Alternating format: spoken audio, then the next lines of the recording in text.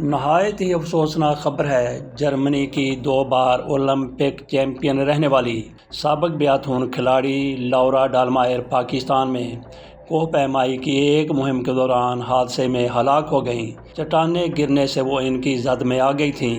حادثے کے وقت ان کے ہمراہ ان کی ساتھی کوہ پیما مارینا ایفا بھی موجود تھیں، جنہوں نے ہنگامی سگنل بھیجا اور ریسکیو ٹیم کی مدد سے بیس کیمپ تک پہنچنے میں کامیاب ہو گئیں۔ تاہم ڈالمائر پہاڑ پر ہی زخمی حالت میں پھنس گئی تھی اور ان تک فوری رسائی ممکن نہ ہو سکی۔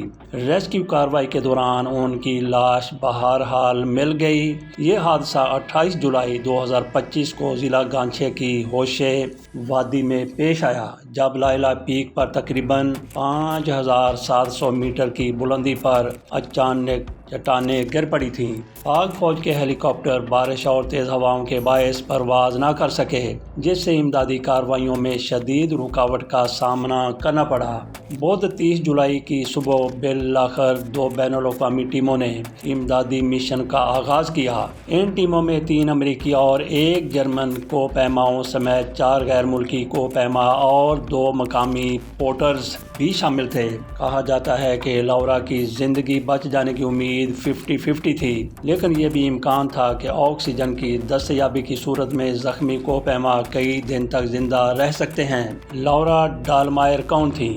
جرمن اولمپک چیمپئن لورا ڈالمائر کا شمار اس صدی کی کامیاب ترین جرمن بیاتھون ایتھلیٹکس میں ہوتا ہے۔ انہوں نے 2018 میں جنوبی کوریا کے شہر پیونگ چانگ میں ہونے والے سرمائی اولمپکس میں 2 طلائی تمغے جیتے تھے، جبکہ عالمی چیمپئن شپ میں مجموعی طور پر 7 ٹائٹل اپنے نام کیے۔ انہیں 2017 میں German athlete of the year کا اعزاز دیا گیا۔ تاہم انہوں نے حیران کن طور پر محض 25 برس کی عمر میں مئی 2019 میں پیشہ ورانہ کھیلوں سے ریٹائرمنٹ لے لی اور اپنے آبائی قصبے گارمش پارٹن کیرشن میں کوہ پیمائی اور اسکیٹنگ کی تربیت دینا شروع کر دی۔ ڈالمائر نے کئی مشکل اور خطرناک کوہ پیمائی مشنز میں حصہ لیا، جن میں 2023 میں تاجکستان کی 7100 میٹر بلند کورینیوسکایا پیک اور 2024 میں نیپال کا 6800 میٹر بلند